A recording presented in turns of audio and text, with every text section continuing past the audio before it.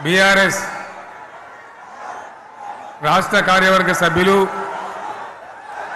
జిల్లా పార్టీ అధ్యక్షులు, గౌరవనీయులైన ప్రజాప్రతినిధులు, మాజీ ప్రజాప్రతినిధులు,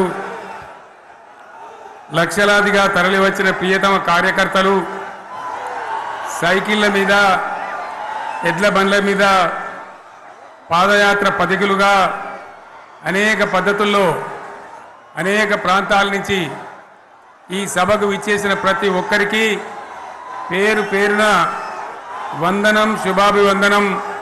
మీ అందరికీ కూడా తెలంగాణ రజతోత్సవ శుభాకాంక్షలు నేను తెలియజేస్తా ఉన్నాను.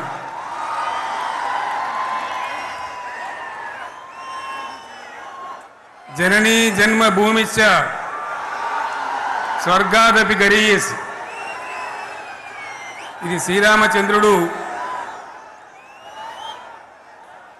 లంక మీద యుద్ధం చేసి రావణ సంహారం చేసి అయోధ్యకు తిరిగి రావాలి అనేటువంటి ఆలోచనలో ఉన్నప్పుడు రాముల వారి సోదరుడు లక్ష్మణుడు సహా ఆయన వెంట ఉన్న చాలామంది పెద్దలు లంక చాలా సువర్ణమయంగా ఉంది, అద్భుతంగా ఉంది, మనం ఇంకా అయోధ్యకు ఎందుకు, ఇక్కడి నుంచే పరిపాలన చేద్దామని అంటారు.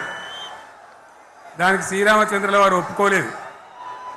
ఆయన చెప్పిన మాట ఏంటంటే, కన్న తల్లిని జన్మభూమిని మించినటువంటి స్వర్గం ఏది కూడా ఉండదు, కాబట్టి మనం అయోధ్యకే తరలిపోవాలని చెప్పి మళ్ళీ అందరిని తీసుకొని అయోధ్యకు రావడం జరిగింది.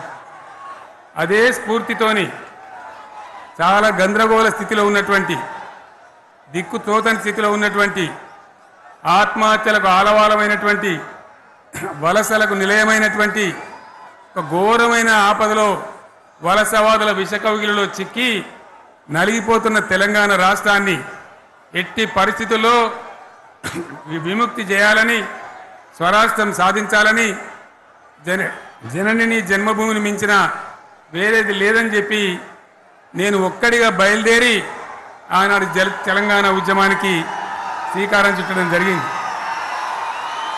25 ఏళ్ల క్రితం, దయచేసి మీరు గొడవ బంద్ చేయాలి ఏమనుకోవద్దు, సభలో చాలామంది ఉన్నారు, లక్షల మంది ఉన్నారు, మీరు ఆపాలి ప్లీజ్. ఒకటే మాట బంద్ చేయాలి, గొడవ బంద్ చేయాలి, ప్లీజ్ స్టాప్. సో ఆ విధంగా 25 ఏళ్ల నాడు ఎగిరినటువంటి జెండా ఈ గులాబీ జెండా. చాలామంది బంద్ చేయాలి, ఏ బాబు బంద్ చేయాలి బాబు. ఆ రకంగా ఎగిరిన జెండాను ఎందరో అవమానపరిచిండ్రు, ఎన్నో మాటలు అన్నారు, ఎగతాళి చేసిండ్రు, అవహేళన చేసిండ్రు, మకలో పుట్టింది ఉబ్బలో పోతుందని చెప్పిండ్రు.